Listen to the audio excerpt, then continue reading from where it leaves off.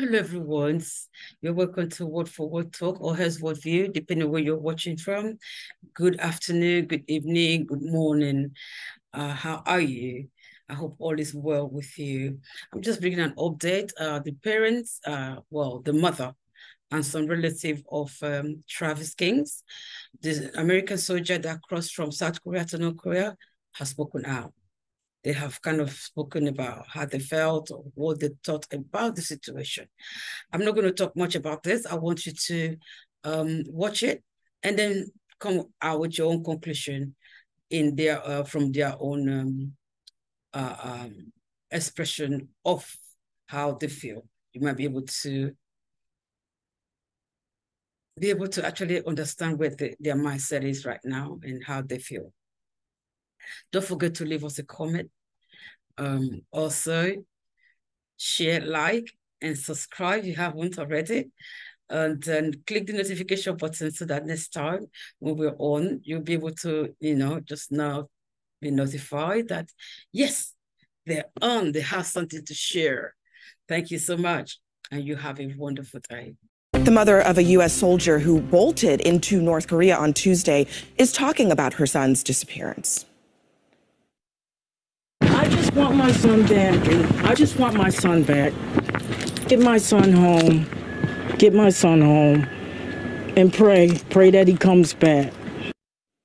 Now, Pentagon officials say that her son, Army Private Travis King, was supposed to be on a flight from South Korea to the United States, but instead he went on a DMZ tour and sprinted into the North Korean side. CNN's Natasha Bertrand is live over at the Pentagon this morning for us. Natasha, so what are officials saying right now about King's status?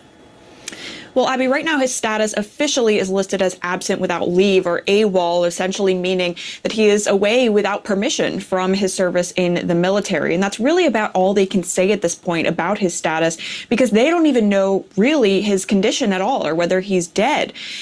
So what we have learned from the administration is that they have not been able, of course, to speak to the North Koreans about Travis King's status. The U.S. has reached out to the North Koreans multiple times to try to get a sense for where exactly he is, where he's being held, and of course the kind of condition that he is in. But as has been the routine throughout the entirety of the Biden administration, the North Koreans have simply not responded to U.S. outreach. The brother of the U.S. soldier detained in North Korea after crossing the border from South Korea spoke to reporters outside his home in Wisconsin. We understand the gravity of the situation. It's a very massive and unfortunate thing.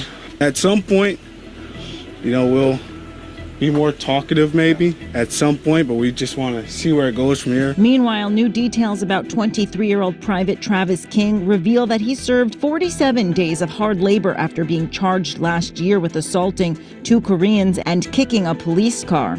He was to return to the U.S. Instead, he fled to North Korea. The administration has and will continue to actively work to ensure his safety and the return of Private King to us and to his family, obviously. So that includes what we're doing is outreach to the administration of Sweden and also South Korea as well on this matter. The U.S. Department of Defense has been engaged with its counterparts, the KPA. This is Inside Edition Digital. Tonight, a picture of Travis King coming into sharper focus. The U.S. Army private set off a diplomatic crisis when he dashed across South Korea's border with North Korea Tuesday. I noticed this guy running very fast, sort of in a line towards the North Korean side. Sarah Leslie from New Zealand said she was on a guided tour of the demilitarized zone that King joined. My initial thought was like, oh my God, he's obviously doing that as a TikTok stunt, and that's the stupidest thing you could ever do. Sarah showed us this picture she said she took minutes before King dashed across the DMZ, evading more than a dozen South Korean and American soldiers, she said. King can be seen here, she said, in the black hat and shirt. So were you afraid? Did you think that they were going to start shooting? I was afraid, yes. While serving in South Korea, King had multiple run-ins with the law, according to local legal documents. Last September, he was accused of assaulting a man at a nightclub. And in a separate incident in October, police arrested him for assault. While sitting in a police car, King shouted insults at Koreans and Korean police, according to court documents. He also kicked the car, causing nearly $500 in damage. And he was just released after nearly 2 months in a South Korean prison, according to American officials who spoke anonymously to the Associated Press. His family back home in Wisconsin, distraught. He had a father, but his dad was never around, so my sister took care of him, and then at the same time, he had to man up. So he want to take care of his mama, take care of his family. That's how I view my nephew. The family is hurt because of this. His mother is very upset. She talked to somebody yesterday and just asked them could they just get her son out of there.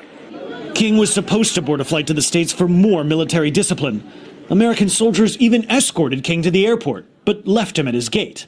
According to Korean media, King was able to leave the airport after he said he had lost his passport. And that's when Private King managed to join a guided tour to the North Korean border and ran headlong into one of the world's most totalitarian regimes.